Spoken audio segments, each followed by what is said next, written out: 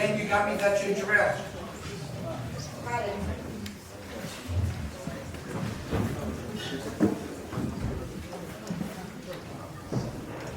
Shabbat tov, everybody. You need it? We need the mic. Why? Pick up the sound. Shooting the fire. You didn't tell me that. Like the Olympics. They did stuff the Olympics. Shabbat tov, everybody. Good to see you all. Where is Miriam? Thank you very much again. We've been connected in Chesed for some 20-some odd years now. I've been in this home multiple times. You've opened your doors for so many organizations and the work you've done as part of all those years for the people in need. I think tonight's theme, before we get to its theme, should be about the downtrodden, the people in our communities that are in need, those that otherwise are not as fortunate, that need our help. We have to be a nucleus of warriors that go out there 7 days a week. Obviously, we do what we have to do. Our Nessus is here, saving lives. And that's why I said 7 days a week and 7 nights. We don't stop. We're here for the people that need us and need us most. This past summer, I'm bad on timing, so you'll have to correct me when you and your partner were. It was a fast. I don't know if I was fasting, but all right. It was a fast day. I don't remember that. That's why.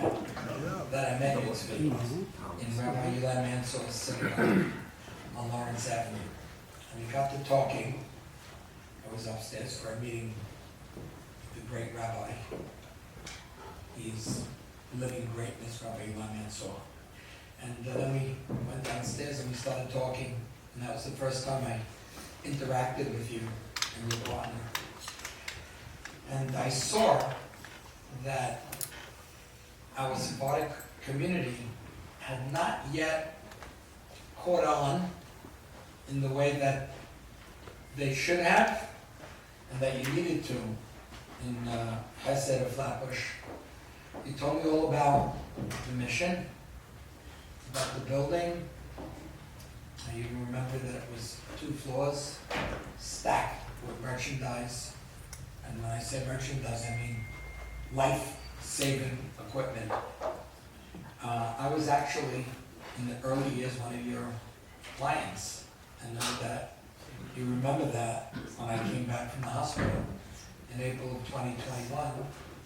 Alan and Toby, good friend Toby, the head of Shomrim, I'm talking soft because I'm around such incredible people in this room, brought me oxygen.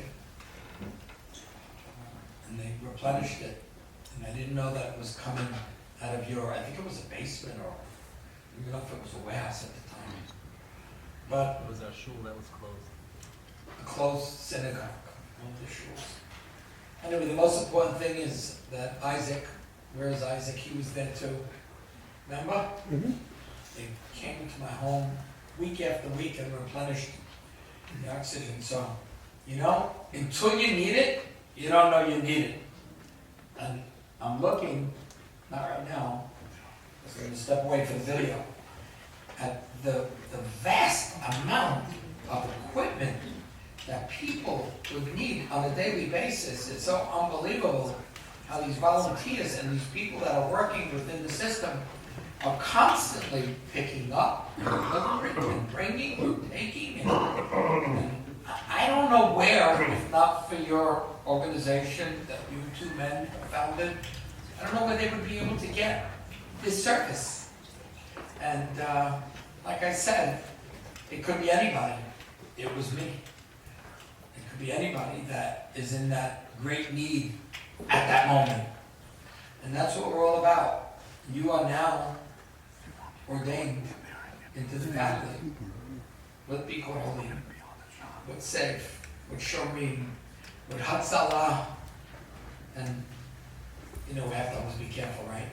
And every organization that is within our grasp, within our community, within the needs that we would otherwise don't know, we would need until that phone needs to ring. And you're today, and you've always been very much a part of it. And we want to contribute. We want to financially be supporters. It's like we talked about, right? When I was a little bit wrong with you, you got to get the word out. You got to market this. You got to let people know. You could be doing it, but if they take it for granted and not aware, it's not fair. So we're here tonight, and Joe, nobody does it better than you, Mr. Joe Manso Jr. So let's roll the video, and then I think we're going to hear from the man himself, will give us some real deep insight about why he has volunteered his time and his life to do it, him and his wife and his partner, to do this. And we're thankful from the bottom of our hearts. Chesed of Flatbush is an amazing organization. Personally, I had surgery back in April, and I came home, and the first night was unbearable. I could not sleep at all. I made one phone call within. That was me. Wow. First of all, Miriam, thank you. We have a lot in common. When people ask me to do things, I always say yes. When we asked you if we could open up your home, we didn't even finish the sentence, and you said yes. So graciously, the way you did it. I now have the combination to your house, the keys to your car, and I know when you're leaving. But really, this is exactly what she did. She said, my house is your house. She said it in a different language. My house is your house, but that's what it was. And thank you all for coming tonight. It's really, really appreciated. Harry, you guided us. You really guided us in the time that we needed guidance, and very, very appreciated.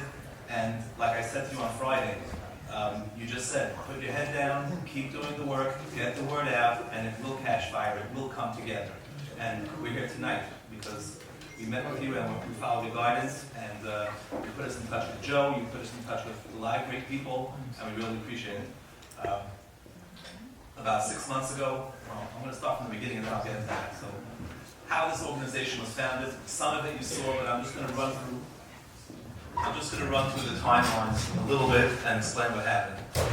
I had to be one of the coordinators for Flatbush, and during COVID, there wasn't too much crime going on, and we were just 60 guys looking to help, and we didn't know how to help and what to do, and we came up with this idea, this concept to help out solo with oxygen, delivering oxygen to people's homes. If there's anything good that came out of COVID, it's this organization. As we went to these homes and we started to realize that there's so many things that these people need, and if we can keep them at home, if we can keep them out of the hospital, the nightmare stories that people had in the hospitals, if we can do that, then this is our mission. And once COVID, Baruch Hashem, ended, we said we're not done. We have to learn something from this, and we realized that this community does not. This community provides everything that it needs. We have Hatzalah, we have Shomrim, we have every single organization. But if somebody needs medical equipment in this organization, I'm going to welcome them back. I'm even more humble now. Any piece of medical equipment that is needed in this community, you can't get it. You want a hospital bed, you have to call Lakewood B'Cholim, you have to call this. There were so many different places to get different equipment that we figured we're going to have this all in one location. Now, we're busy people. When it comes to Chesed, I always say, just say yes and it'll happen. Just say yes, just say yes. The Siyata D'Shmaya that we've had. So we said yes. It took us about 1.5 years after the yes to actually get going. We started off just a few volunteers, we bought some equipment, we got a few donations, and we rented a basement of a building. Very inconvenient. We were taking hospital beds and scratching the elevator, and the owner wasn't happy with us. And we apologized. We quickly realized that okay, we started. We're not stopping. That every organization has obstacles. We ended up growing and growing. We moved upstairs in that building to the second floor, to the first floor, which was a nice big area. We got 80 volunteers, 80 people in this community that just said, hey, we want to help, we want to be part of this. We also have, in the organization, we have 38 nurse practitioners, PAs, and doctors as a team that do things as Chesed. How's that possible? If you went out right now to try to get that, you would never get it. But during COVID, these people were home. Doctors' offices were closed. Hospitals were on a short staff. These people were home looking to help. So we used them during COVID to go to homes. So we created a relationship with these people. And because of that, we were able to continue and have them part of us. We outgrew this area that we had on the first floor very quickly. And then we had the basement and the first floor. The building itself was zoned for a daycare. And the owner, who was really nice to us, gave us a decent deal, told us that it's time to move. He says, I really apologize, but I found a daycare that's going to take it for 4 times the rent that we were paying. And at that point, I could have said, well, when we're out, we're out. You know, it was like a couple of months before Passover. And I said, no, he was good to us. We're going to be good to him. We're going to do the right thing. We moved everything out into 5 different locations. It was a nightmare, but we do what's right. He was good to us. He had an opportunity to make some, you know, to have the right tenant there. We took a storage locker, a big storage locker on Avenue I. We took someone's office on Forster Avenue in East 8th. We took a garage on Quentin Avenue. We took several different locations. We took back the basement of that location. And it was a nightmare.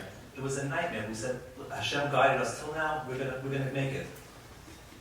We ended up finding this location on Avenue I, which I don't know how. This place was vacant for 20 years. So many people saw this place and walked past it. It was actually perfect for us, absolutely perfect. We did some crazy renovation over there because the place was not touched in 50 years. But we were stuck. We had a couple of $100,000 nut. And who are we going to? What are we doing? Rabbi Nathanael introduced us to 2 wonderful people who Hashem sent them, to Michael Towell and Elliot Azer, and he brought them by. He brought them by, and they took a look around, and they were just in awe. And they helped us get through a very tough time. It was a financial burden that we had, and they called some friends, and like Harry, I update them constantly with what's going on with the organization. We're at a point right now where our budget is close to $600,000 a year. We have some old vehicles that we want to replace because when we started, we didn't have money. We have a handicapped vehicle. If I tell you the chesed that this handicapped vehicle does, it's insane. We've had calls at 2 o'clock in the morning from a woman her flight was delayed. She ended up in Newark Airport. She wanted an Uber to get home. She had ordered the Uber for 9:30 or 10 o'clock. She was stuck in the airport, in Newark Airport. By 3:45, she was home in her house. They called, we sent the van, we did it. We don't say no. We just don't say no. My wife said, sometimes you have to say no. I said, no. But it's just the organization, Yehuda and myself, and everybody that got involved, and everyone that's here, it's a tremendous chizuk to us. We do need the financial help. There's nothing to talk about. And that's what it's about tonight. It's about all you showing, just being here, and we hope we're going to continue no matter what, because the siyata d'shmaya that we have, and we see it every single day. I mean, sometimes we buy a piece of equipment, or we get a piece of equipment donated, and we're like, are we ever going to use this? And I can tell you that within 24 hours, someone calls and needs it. We had someone who donated to us a $40,000 chair for I don't know what someone who was paralyzed. And a young girl called, and she said, I've called a billion organizations. Do you have this and this? I said, yes, we do. And she said, my father, his broke. He's in bed for 10 days already. It's not going to be fixed for a few weeks. Can I come pick it up? You don't have to come pick it up. We're going to bring it to you. Beautiful. A couple hours later, it was in her house. The stories like this, Hatzalah told us about a crazy piece of equipment that they needed to bring a baby back from Eretz Yisrael. I don't know how we had it. I don't know how, but we had a piece of equipment, brand new in a box. Daniel, who runs our there's so much that we're doing, and there's so much that we'll continue to do, and the idea of the organization was to fill a void. We don't want to do something that's being done already. If it's not being done, we will do it. And I just thank everybody here for coming. I do want to say the rabbi just showed up over here, and it's a huge, huge cover for the rabbi to come. The rabbi to come. I'll just say a quick story here, and then I'll get to your rabbi. But, there was a rabbi who had two congregants who were having an argument. So the first one comes to the rabbi's house, and the rabbi listens to the story, and the rabbi says, "Wow, I hear you. You're right." And the rabbi's wife's in the kitchen; she's listening to everything. And okay, and then he leaves, and then the next guy comes who he was arguing with, and he says his story, and the rabbi goes, "Wow, you're right. I hear that."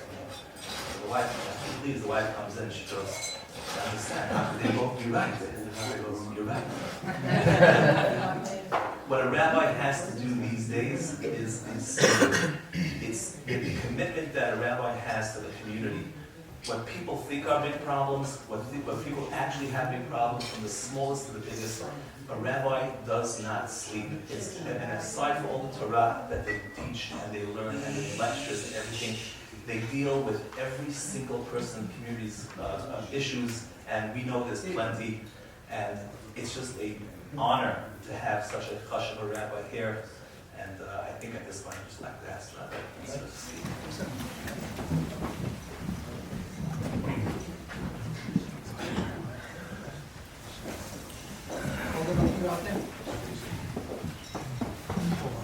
Thanks for that warm introduction. I think you're talking about my colleagues. I don't work that hard. I sleep every night. But my colleagues definitely work hard. They teach a lot of Torah, and they're much better than me. But I'm glad to be part of that group. You remind me of a story of a mother came into the room and told her son, "You got to get up for shul." He said, "I don't want to go to shul. I don't like shul." He said, "Whether you like it or not, you have to go." He said, "Everybody picks on me on shul, and they make fun of me." He says, "It doesn't matter. You still have to go to shul. But I hate shul. Give me one reason why I have to go to shul, Ma." She says, "Because you're the rabbi." That's my story. Not as glamorous as the way you make it. Anyway, I did meet actually with Chesed on Flatbush. I think we met with Harry in my office in Lawrence Avenue Synagogue in the summer. Maybe on a fast day even we met. And Shabbat Sunday Tammuz or Tisha B'Av, one of those days. And I just remember I was hungry during the meeting.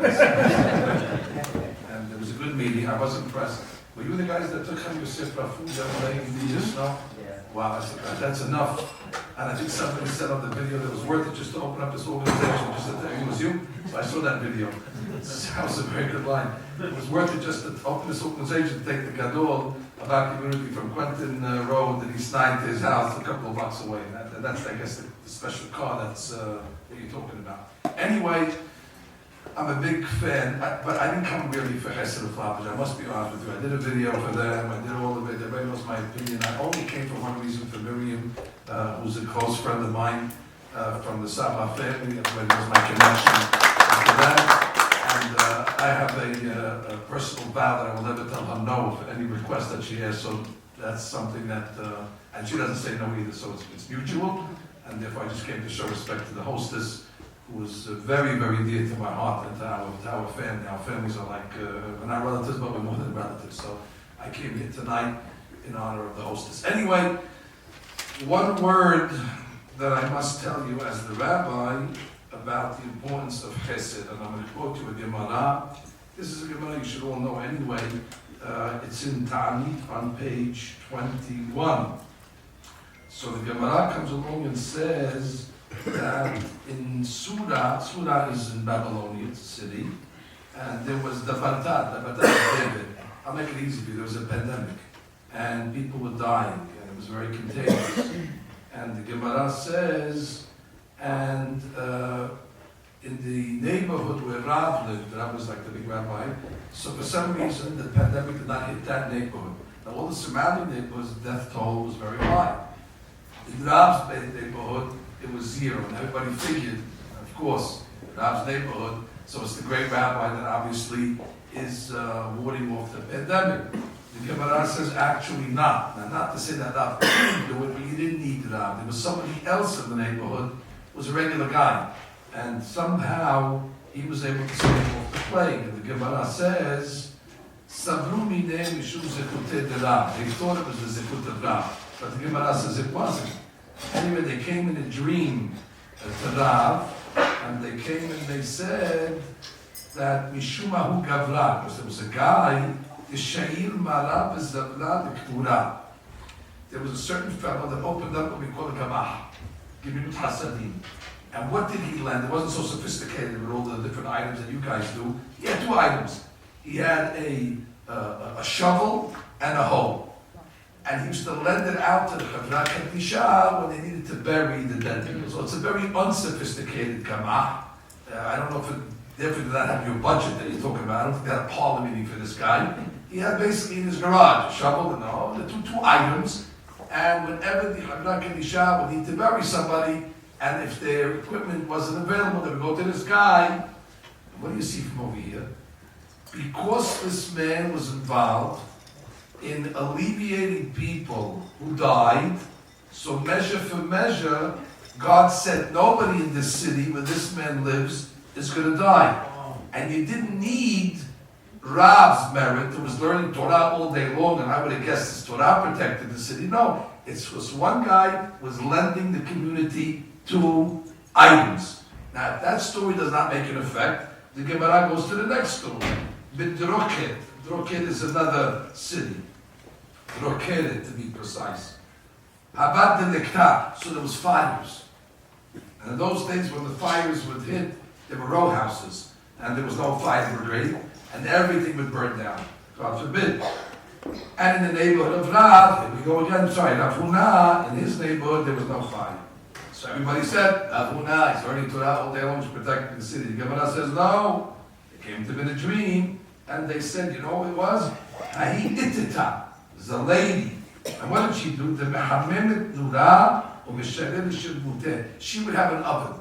And basically in the olden days they would use communal ovens. And not everybody can afford the fuel or the wood in order to heat up their food. So she would put a sign up, free oven, whoever needs to warm up their halal or their rahamin or whatever it may be, and she would lend out the oven. And the Gemara is coming to say that since she alleviated people that needed fire, so as a result of she alleviated people that needed fire, the fire did not reach that city. I want to tell you a personal story. When I read this Gemara, I was so amazed. I said, look how much Hashem loves people that lend out stuff. It protects cities from fire, it protects cities from pandemic, and that's doing nothing. Lending out an oven, it's a small item relative to what these guys are doing. I want to tell you how I took this Gemara so literally. I went home, and I always tell my wife what I learned. When I got married to the Rebbe, to Sandra, it was unbelievable. I told her I'm an unfinished person, and every day I go to the court, I learn new stuff. So I don't want you to tell me, oh, you never said that before, when we married, I don't know nothing. I learn every day new stuff, and therefore we're a work in progress. Every day I come home, I teach you new stuff, and she always goes, oh, now what you learned today? And when I came home, I told her this Gemara. So she said, we have to do something, because we need protection, and we need beracha, I said, okay, what can we do? What do you want to lend out? So she sent out, the rabbi will lend out you. No. I'm ready, I'm community property already. People just bark, they don't return me, that's the problem. Anyway, she said, I have a good idea. She said, you know when you go to a bris, so the baby boys, they wear this special dress and the kippah that they have. Where do you get these items from? Where do you find these items from? It's a funny thing. So she said, the people struggle to find it. So I'm going to buy 6 or 7 of these items, different colors of kippah, and I'm going to open up a gemach to lend out the dress. That is very, very simple, and the budget is zero. I paid for the 6 outfits, and she pays for the cleaning and everything. And guess what? There's not a day that passes. My friend Morris Aber is my best friend, who's the biggest one in the community. So I partnered up with him. I said, Morris, you got to let me know. Anytime you have a bris and they need the gown, I'm the guy. Sure enough, every day, somebody coming to the house, returning every day. Now I know that that's doing something. I can't tell you what it's protecting us from. Maybe it's protecting children and babies, God forbid, from sickness. But I know it's doing something because I trust the Gemara. Now, I'm not the biggest rabbi in the community. There's big rabbis learning all day long. But guess what? You don't need those big rabbis because our little Gemara, giving out one little baby dress, is doing a lot that the greatest rabbis are not needed to do. So times that by 1,000,000, what these guys are doing. They're doing it exponentially. So besides the chesed that we see they're affecting directly to the customer, however, they're protecting us. You see, God forbid, and none of you should need these equipments over here. If you need this equipment, it means you're in trouble. You shouldn't need these equipment. But I believe that by having such an organization, somehow it's bringing us a protection. That means if the Gemara would have been written today, the Gemara would have said, third story in Brooklyn. Coney Island Avenue. Exactly. All around the neighborhoods, they were getting broken into and robbed into, and there was trouble there. But Brooklyn, a couple of zip codes, 223, 229, whatever the zip codes are, 230, nothing was happening to them. And the Gemara said, not because the Miri Yeshiva, not because Atenet, and not because the rabbis Kolel Hatzot. Even though I love to take credit for the Kolel Hatzot, I believe it's protecting everybody. But the Gemara would say, it wasn't. These guys, the Chesed of Flatbush, that are lending out crutches, and these guys that are lending out, I don't know what, ventilators and all the other type of miserable equipment that they have. But the point is that Gemara doesn't only directly help the people, but it actually helps the entire community. So I want to thank Chesed of Flatbush for what you did for me, by the way. I never borrowed, I never have to borrow anything from you, by the way. But nonetheless, you're doing a great chesed for the greater community, and it's based on a Gemara. So this is not hyperbole or some exaggerated opinion. I brought the source between our leaders over here, because I think you'll be able to convince a lot of people, because now it's insurance. Now it's insurance for us, and we need a lot of protection, because this zip code and zip codes are becoming more dangerous and more inhospitable by the day, if you can imagine, and therefore we need more Shemirah, and the Shemirah is going to come from Chesed of Flatbush. Anyway,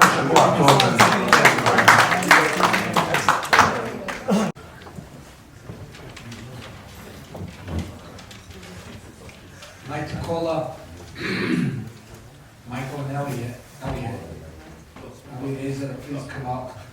You played a big role here. Rabbi, I can't help but do this. I'm also your partner with Morris Abraham. He's ready to help because Morris and I are partners in business. And any mornings before 12 or 12:30, I never ask where Morris Abraham is because he's doing the greatest duty that anybody can ever do for this community is doing big bilaz. And on that note, you'd be intrigued by this. Statistically, I've been watching the last 2-3 years. You know, we're superstitious, we don't count, we don't know. But I know that this community is growing leaps and bounds. And we should all be so proud to know that the Sephardic Jewish community here in Brooklyn, in Deal, in Manhattan, we include Manhattan now with the great rabbis that are in the Safra Synagogue, Rabbi Farhi, Rabbi Mizrahi, and everybody else that's working for our community. We're about 85,000 people. I venture to say that our army of Jews, and we are all becoming more and more devout, religious Jews, thanks to people like you, Rabbi Eli, and that's the truth. Some has shared you with us. And I venture to say that, Michael, we will probably be protecting, as I started off before the rabbi came in, 100,000 people in the Syrian Jewish community by 2030, in every aspect, in every way that we need to, and there's nothing that we won't do. So, for a change, I'm going to sit there and give my donation. Like I said, it's been a few months coming. So please, Elliot Azar, I'm very proud of you and Michael, and what you've done when you were called up, not tonight, but when you were called up by Yehuda and Zvi to come in and help them and shore up a shortfall where there was a financial burden and weakness. And that's what we do. And that's why I'll always stand up here whenever I'm called up. Miriam's front door doesn't have a lock on it for that reason. We are those people in this community. It's all of us, by the way. You just got to meet a few. But It's embedded in every single one of us. And they will rise to be leaders of this community because of what I touched on before. You can't become this great of a people if you don't have leaders that rise up day in and day out and look after each other. And as I opened up and said, most importantly, for the downtrodden, for the people that need us the most, those that I always say are stuck on the side of the road. And like I was taught when I was stuck on the side of the road, it doesn't necessarily mean the side of the road. You always help that person to get to the destination, and you will be the one that's rewarded much more than they are. Take over.